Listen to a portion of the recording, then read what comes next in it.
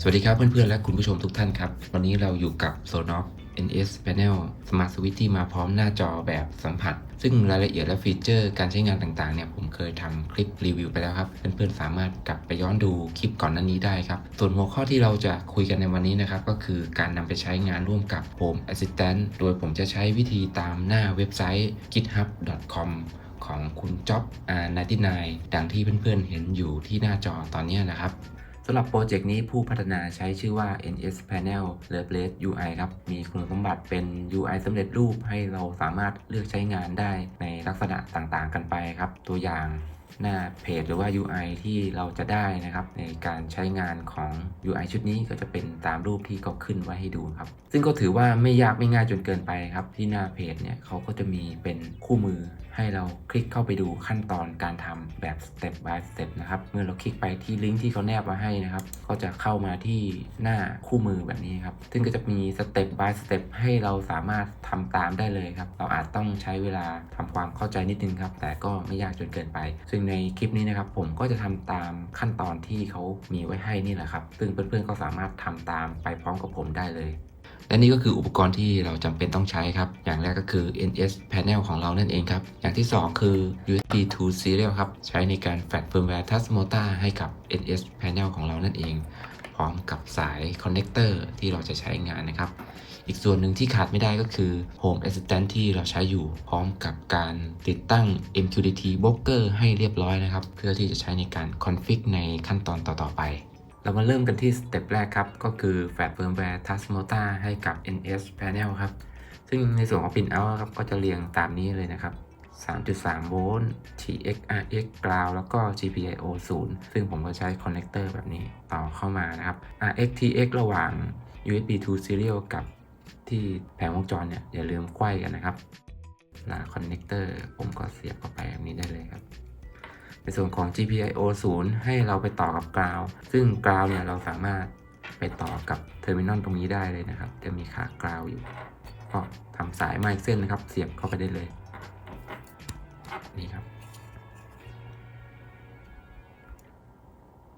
ส่วนการแฟลชนะครับก็ขึ้นอยู่กับความถนัดของเพื่อนๆนะครับจะดาวน์โหลดเป็นเฟิร์มแวร์ Tasmota 32 NS Panel bin มาแล้วก็แฟลชด้วย ESP Flasher ก็ได้ครับหรือจะแฟลชผ่านทาง Tasmota Web Installer ผ่านหน้าเบราว์เซอร์ก็ได้ครับขึ้นอยู่กับความสะดวกของเพื่อนๆซึ่งวันนี้ผมจะใช้เป็น Tasmota Web Installer ครับเราก็เลือกเฟิร์มแวร์ที่เราจะใช้ครับก็ให้ไปเลือกเป็น Tasmota 32 Sonos NS Panel ตัวนี้นะครับแล้วก็ Connect ตรงนี้ให้เราเลือกเป็นพอร์ตของ Serial Port ของที่เราต่อกับ NS Panel อยู่ซึ่งของผมก็จะเป็นพอร์ตอันนี้ครับ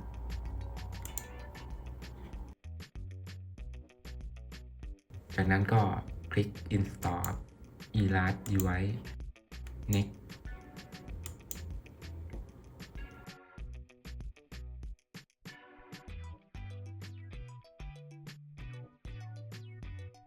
หลังจากที่เราแฟลชเฟิร์มแวร์เรียบร้อยครับเราก็ประกอบแผงวงจรเข้ากับหน้าแพนเนลตามเดิมได้เลยครับขั้นตอนต่อไปคือการ config touch motor ตามขั้นตอนมาตรฐานนั่นเองนะครับโดยผมจะใช้วิธีการยืมไฟเลี้ยง5โวลต์นะครับเนื่องจากว่าชุดแพนเนลเนี่ยใช้ไฟเลี้ยง5โวลต์ไม่เหมือนกับตอนที่เราแฟลชนะครับตอนแฟลชต้องใช้ไฟ 3.3 โวลต์ตอนเราเทสหรือว่าจะ configในส่วนของ Touch Motor เนี่ยเราสามารถยืมไฟ5โวลต์กับ ground เนี่ยจากชุด USB to serial มาเป็นไฟเลี้ยงให้กับชุด Panel ได้นะครับโดยคอนเนคเตอร์ค่อยต่อตามนี้นะครับ5โวลต์เข้าที่ด้านขวาสุดนะครับถ้ามองตามนี้นะครับกราวเนี่ยเข้าที่ด้านซ้ายสุดตามนี้หลังจากที่เราแฟลชเฟิร์มแวร์แล้วเนี่ยถึงแม้เราจะจ่ายไฟให้กับ Panel นะครับก็ยังจะไม่มีการแสดงผลขึ้นมานะครับเพราะว่าเรายังไม่ได้เซตอัพในส่วนของไดเวอร์หน้าจอนั่นเองนะครับจากนั้นทำการ config touch motor ในคอมของเรานะครับก็คือไปที่ access point ครับแล้วเลือกเชื่อมต่อกับ access point touch motor ของเราครับตัวนี้นะครับที่ขึ้นมา connect ก็ไปที่ IP address มาตรฐานของ touch motor ครับ 192.168.4.1 เชื่อมต่อกับเครือข่าย Wi-Fi ที่เราต้องการครับจากนั้นให้เราทำการ config template ของ Sonos NS Panel นะครับก็ให้ไปคัดลอก template จะคัดลอกจากหน้าคู่มือตรงนี้ก็ได้ครับ คุมทั้งหมดแล้วก็คัดลอกที่หน้า config task mota ครับไปที่ configuration ครับไปที่ config author ครับใส่เทมเพลตที่เราคัดลอกมาครับแล้วก็ติ๊ก activate save ตอนนี้หน้าจอ NS Panel ก็กลับมาแสดงผลเหมือนเดิมนะครับจากนั้นนะครับเราก็จะไปในส่วนของการ config ในส่วนต่อไปนะครับสเต็ปต่อไปคือ upload Berry Diver to Task Mota นะครับในส่วนนี้ครับก็จะมีลิงก์ Berry Diver ให้เราคลิกดาวน์โหลดครับเราก็คลิกไปที่ลิงก์ครับตรงนี้ครับเขาก็จะมีให้เราไปสร้างไฟล์ auto exe ตัวนี้นะครับแล้วก็เดี๋ยวเราจะสร้างไฟล์ตัวนี้ขึ้นมานะครับไปที่หน้า Task Mota ครับเราไปที่หน้า Console ครับแล้วก็ไปที่ Manage File System ครับ Create Edit New File ครับตรงนี้เราก็ตั้งชื่อไฟล์ตามที่ตัวอย่างเขามีให้ครับ autoexe.be ครับในตัวนี้ครับก็ให้เพื่อนๆ copy รอ content ตรงนี้ครับแล้วก็มาวางแทนตรงนี้ครับแล้วเราก็เซฟครับแล้วก็กลับไปที่หน้าคอนโซลไปที่หน้าเมนูแล้วก็ Restart ครับ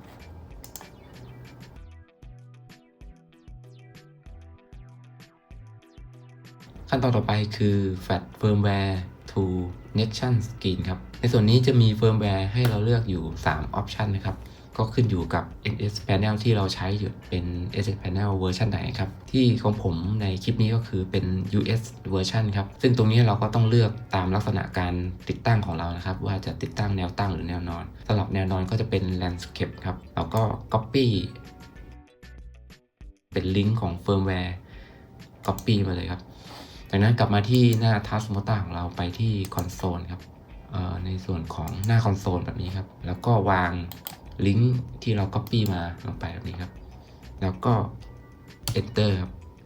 ในขั้นตอนนี้ที่หน้า NS Panel แล้วก็ที่หน้าคอนโซลจะต้องมีแถบแสดงความคืบหน้าของการแฟลชเฟิร์มแวร์ขึ้นมาแบบนี้นะครับถ้าเพื่อนๆทำแล้วไม่ขึ้นหน้านี้ให้ทำซ้ำขั้นตอนนี้ใหม่ครับก็คือวางลิงก์เฟิร์มแวร์แล้วก็กด Enter ครับตอนที่ผมทำเนี่ยก็ทำมากกว่า1รอบครับกว่าจะขึ้นมาหลังจากที่แฟลชจบ 100% แล้วเนี่ย NS Panel ก็จะทำการรีบูตโดยอัตโนมัติครับขั้นตอนต่อไปครับหลังจากที่เราแฟลช Firmware Task Mota เรียบร้อยแล้วครับให้ติดตั้งแอป Daemon ใน Home Assistant ครับก็ให้ไปที่ Add-on ครับคลิกที่ Add-on Store ค้นหาแอป Daemon ครับ Install ได้เลย Install เสร็จแล้วไปที่ Configuration ครับให้เราติดตั้งแพ็กเกจเพิ่มเข้าไปแพ็กเกจ Label ครับ Enter แล้วก็เซฟกลับมาที่หน้า Info กด Start ไปดูล็อกไฟล์ก่อนถ้าไม่มี Error ครับแสดงว่าทุกอย่างถูกต้องนะครับแบบนี้ก็ไม่น่าจะมีปัญหาครับ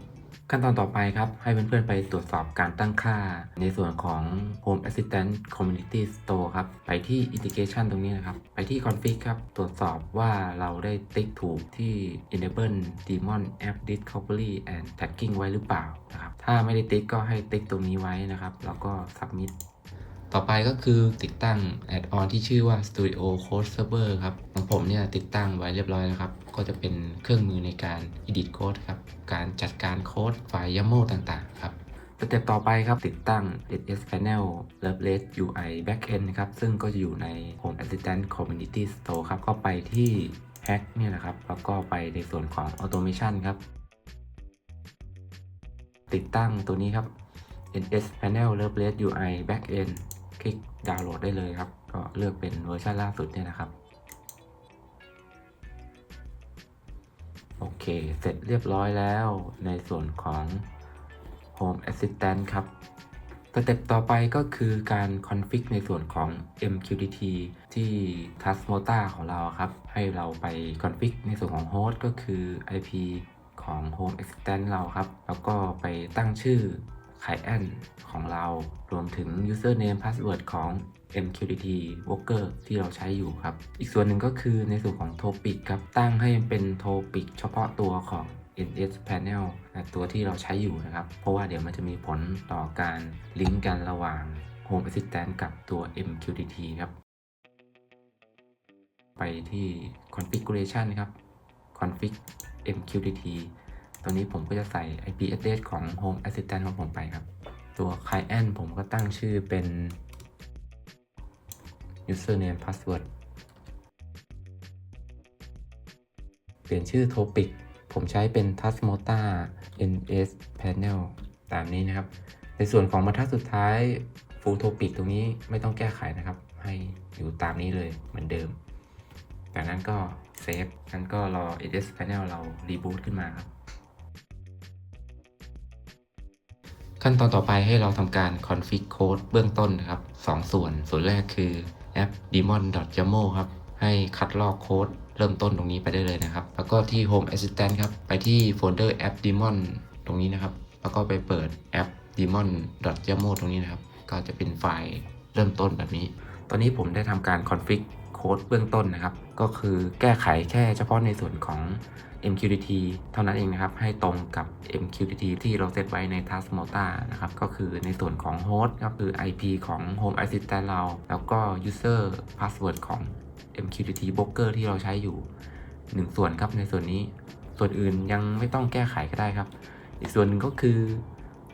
ในส่วนของไฟล์ app.yaml นะครับโฟลเดอร์เดียวกันเนี่ยครับก็คือจะเป็นไฟล์นี้ครับในส่วนนี้ก็คือใส่เป็นโค้ดตั้งต้นไปที่เราต้องแก้ไขในส่วนนี้ก็คือตรงโทปิกตรงนี้นะครับก็คือเป็นโทปิกที่เราตั้งค่าไว้ที่ Tasmota ของเรานะครับอันนี้นะคือให้เป็นชื่อเดียวกันนะครับทั้ง2บรรทัดเมื่อแก้ไขเสร็จแล้วครับที่หน้าจอ NS Panel ก็จะมีข้อความขึ้นมาแบบนี้ครับซึ่งก็จะมีการแจ้งเตือนว่าให้เราทำการอัปเดตในส่วนของ Display นะครับเราก็แตะ Yes อาจจะต้องใช้เวลาในการอัปเดตอีกสักพักนึงนะครับก็จะมีแถบเปอร์เซ็นต์การอัปเดตขึ้นมาแบบนี้ครับหลังจากเสร็จสิ้นขั้นตอน Display Update แล้วก็หน้าจอ Reboot ขึ้นมานะครับเราก็จะได้หน้าจอแสดงผลมีเวลานะครับแล้วก็มีวันที่แสดงแบบนี้นะครับเป็นไปตามคู่มือที่หน้าเว็บไซต์ทุกประการเลยครับซึ่งเมื่อเรามาถึงขั้นตอนนี้ก็แสดงว่าเราทำเสร็จสิ้นไปแล้วน่าจะเกิน 90% แล้วครับแตะไปที่หน้าจอก็จะมีภาพขึ้นมาแสดงเหมือนในคู่มือเป๊ะๆเลยที่เหลือก็คือเป็นการคอนฟิกในส่วนของ Entity ต่างๆที่เราจะนำเข้ามาแสดงที่หน้าจอ NS Panel ของเราแล้วครับซึ่งในส่วนนี้ครับเราก็ต้องไปทำตามคู่มือที่เขามีให้ที่หน้าเว็บนะครับในส่วนนี้ก็ไปคอนฟิกได้เลยครับเขาก็จะมีตัวอย่างให้เราคอนฟิกเป็นแบบสเต็ป by สเต็ปเหมือนกันนะครับว่าเราต้องการจะเซตตรงนี้นะครับ sleep time นะครับ sleep brightness หรือว่าตั้งช่วงเวลาต่างๆให้มีความสว่างกี่เปอร์เซ็นต์ประมาณนี้นะครับ local นะครับตรงนี้ก็คือเป็นการตั้งค่าภาษาที่แสดงผลที่หน้าจอ panel ครับกับภาษาไทยเนี่ยรองรับก็จริงครับแต่ว่าน่าจะเป็นข้อจำกัดของตัวหน้าจอเองสระรอยสระเยื้องประมาณนี้ครับภาษาไทยไม่แนะนำให้ใช้ครับเพราะว่าแสดงผลไม่สวยก็อาจจะเซตเป็นอังกฤษนะครับก็คือเป็น EN US ไปตรงนี้นะครับเราก็ใส่โค้ดตามโซนที่เราจะใช้นะครับเขาก็จะมีโค้ดภาษาที่เราจะเซตให้หน้าจอแสดงผลแสดงครับเนี่ยของไทยมีครับแต่แสดงผลไม่สวยเราก็จะใช้เป็นอังกฤษก็ได้ครับก็ใช้เป็นอันนี้ครับ en_us ตรงนี้ครับเราก็จะมาใส่ในแทนในส่วนนี้ไปตรงนี้ก็คือเราก็ก๊อปโค้ดตั้งต้นไปวางได้เลยครับแต่ก็ต้องมาต่อจากตัวโทปิกของเรานะครับตรงนี้ก็เราไม่ต้องไปแก้นะครับเพราะว่าเราแก้ไปแล้วเป็นโทปิก Tasmota NS Panel ของเราไปแล้วนะครับที่เราจะแก้ไขเพิ่มเติมก็ตั้งแต่บรรทัดนี้ลงมานะครับก็คือถ้าถัดลงมานี่ก็คือในส่วนของ Entity ครับสภาพอากาศพวกนี้นะครับตรงนี้เราก็ใส่เป็น Entity ของเราเองได้เลยครับแล้วก็ตรงนี้ก็จะเป็นแบบการ์ดไทป์ครับว่าเราจะให้แสดงผลในลักษณะไหนจะเป็นการ์ด Entity หรือว่าเป็นการ์ดกริดอันนี้ขึ้นอยู่กับเราคอนฟิกส่วนของ Entity ต่างๆเนี่ยเป็น Entity ของเราที่อยู่ใน Home Assistant นะครับเราก็เอาชื่อ Entity ของเรามาใส่ได้เลยครับ เดี๋ยวผมจะลองคอนฟิกให้เพื่อนๆได้ดูเป็นตัวอย่างนะครับก็ผมก็จะใช้โค้ดตัวอย่างที่หน้าเว็บไซต์เขามีให้เนี่ยแหละครับก็คัดลอกตั้งแต่ sleep time out ไปเลยครับจนถึงด้านล่างนี่ครับผมก็เอาไปวางที่ไฟล์ app.jamo ตรงนี้ครับต่อจากบรรทัดนี้เลยครับจากนั้นก็แก้ไขสักนิดนึงในส่วนของ local ตัวนี้ครับผมก็จะเปลี่ยนเป็น en แล้วก็ตรงนี้ us เป็นภาษาอังกฤษไปในส่วนของ Skin Saver ก็จะเป็น Entity สภาพอากาศครับตัวนี้ก็เปลี่ยนมาเป็นของเราขึ้นอยู่กับเพื่อนใช้เซนเซอร์สภาพอากาศของอันไหนนะครับอันนี้ผมใช้เป็น Open Weather Map ผมก็เลือกอันนี้มาที่หน้าจอก็จะมีการอัปเดตหลังจากที่เราแก้ไขโค้ดนะครับตอนนี้สภาพอากาศก็จะขึ้นมาแสดงที่หน้าจอ NS Panel เรียบร้อยครับโอเคแสดงว่าเราถูกต้องละมาถูกทางต่อจากนั้นนะครับก็จะเป็นเกี่ยวกับการแก้ไขส่วนของการ์ด Entity ครับก็จะมี2รูปแบบครับก็จะมีการ์ด Entity แล้วก็การ์ดที่เป็นการ์ด Grid แต่ผมก็จะลองแก้ไขให้เพื่อนได้ดูในส่วนนี้นะครับก็จะเป็นชื่อของหน้าแสดงผลแต่ละหน้านะครับถ้าหน้าเดียวมันแสดงผลไม่พอเขาก็จะขยับไปอีกหน้าหนึ่งโดยอัตโนมัตินะครับเดี๋ยวผมจะเปลี่ยนตัวนี้เป็นไฟล์ในออฟฟิศที่เรากำลังทำคลิปอยู่ตอนนี้นะครับ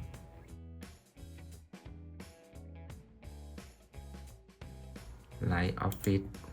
อีกอันหนึ่งผมจะเป็นไฟล์โคมไฟนะครับเดดแลมโอเค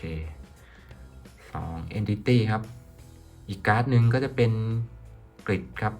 ผมก็จะใช้ Entity เดียวกันเลยครับเพื่อที่จะเปรียบเทียบการแสดงผลนะครับ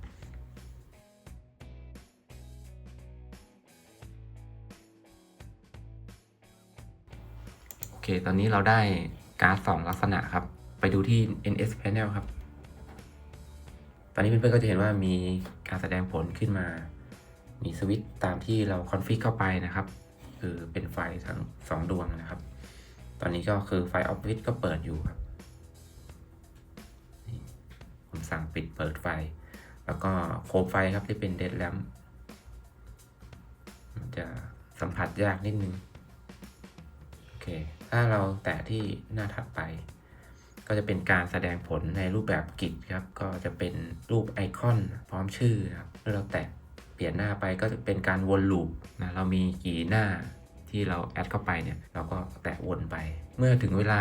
time out นะครับตามที่เราคอนฟิกไว้คือ20 วิเนี่ยก็จะกลับไปที่หน้า Screen Saver ก็คือหน้าที่บอกสภาพอากาศหรือว่าบอกนาฬิกาเป็นหน้าแรกนั่นเองนะครับอันนี้ลักษณะการทำงานก็จะประมาณนี้ครับ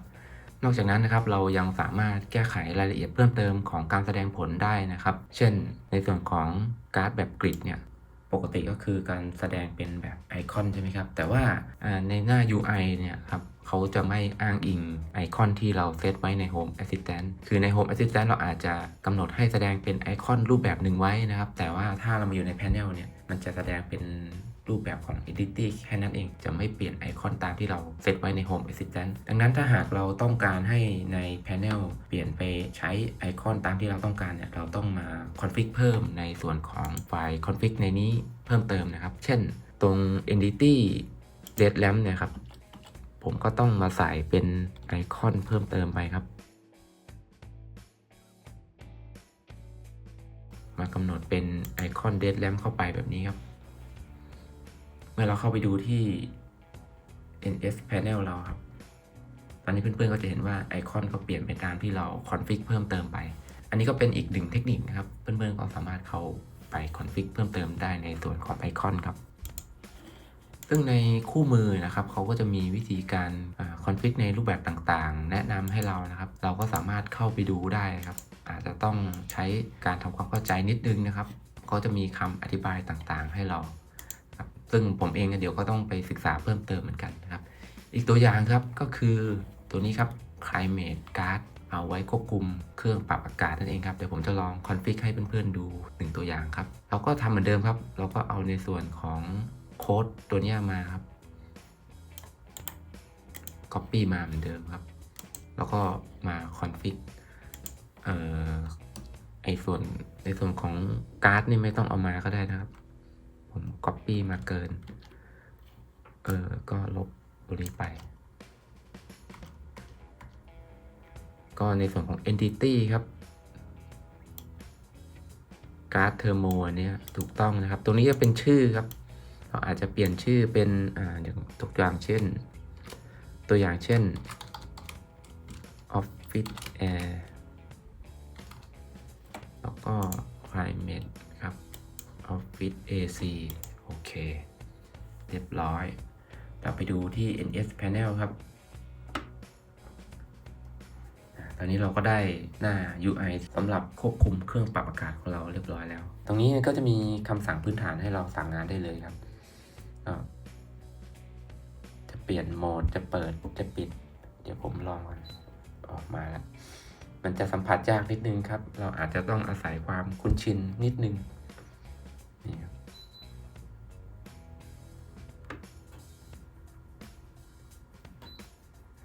ประมาณนี้เปลี่ยนโหมดปรับอุณหภูมินะครับปิดแอร์แล้วก็เหมือนเดิมครับก็นี้ก็คือเป็นการเปลี่ยนหน้าวนไปแบบนี้ครับมีอีกส่วนครับก็คือในส่วนของหลอดไฟเนี่ยนะครับถ้าเราแตะค้างในส่วนนี้ก็จะเป็นเมนูย่อยครับกรณีที่หลอดไฟนั้นๆสามารถปรับสีเปลี่ยนสีได้เงี้ยก็จะมีตัวเลือกให้แต่นี่คือเป็นแค่หลอดไฟธรรมดาก็ปรับอะไรไม่ได้ครับในส่วนของ Dead Lamp แบบนี้ครับในส่วนนี้ก็สามารถปรับรายละเอียดเพิ่มเติมได้ถ้ามันเป็นหลอดที่เราสามารถปรับได้นะเราก็จะมีเมนูเพิ่มเติมในเนี้ยเข้ามาได้ครับสามารถปรับสีเปลี่ยนปรับเร่งลดความสว่างได้หมดเลยประมาณนี้มาถึงตรงนี้เชื่อว่าเพื่อนๆคงจะไปต่อกันเองได้แล้วนะครับถ้าเพื่อนๆชอบคลิปนี้ฝากกดไลค์กดติดตามเป็นกำลังใจให้ iPhotoshop DIY ด้วยครับถ้ามีข้อมูลส่วนไหนผิดพลาดต้องขออภัยหรือถ้าเพื่อนๆมีคำแนะนำดีๆมีเทคนิคดีๆสามารถคอมเมนต์มาพูดคุยกันได้ที่ใต้คลิปนี้ครับแล้วพบกันใหม่ในคลิปหน้าครับวันนี้ลาไปก่อนสวัสดีครับ